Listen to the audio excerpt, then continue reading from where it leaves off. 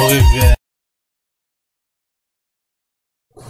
Alright guys, magandang araw. Welcome back sa ating YouTube channel guys. For today's video meron tayong ituturo sa inyong lahat kung paano natin i-synchronize ang ating mga ating oras sa ating mga biometric na hindi na natin kailangan pumunta sa bawat location. So ito po guys, tingnan niyo. May ini-install po tayong GKTico software. Ito po ay pwedeng ma-download sa kanilang website. So ito guys, step by step po itong ginawa natin para makita ninyo. So hindi tayo makapag-synchronize ng oras ng ating computer unit kapag wala tayo ng ganitong software na ating gagamitin. So tignan nyo mabuti guys kung paano natin ginawa. So natapos natin na-install. So magsimula na tayo sa ating pakay ngayon. So meron na siyang shortcut sa ating desktop. At ito po ay automatic login na po siya.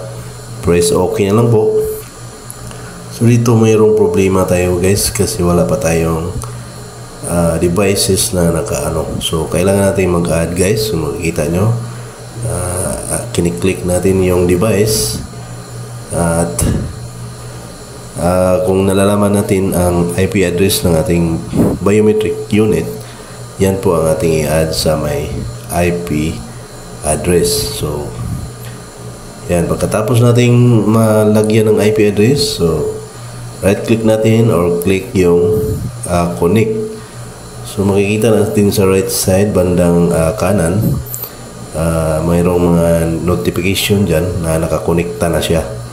So kung makikita natin ang oras, so yan po ang mag-reflect sa ating biometric kapag ni-click na ito nating sync time. So pag pinipindot natin,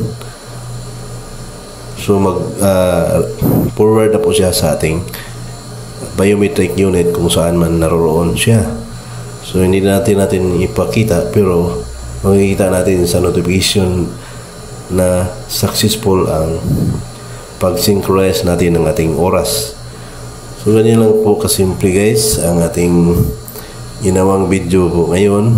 Sana po ay natutunan po ninyo ang ating video. Napaka-simple lang po.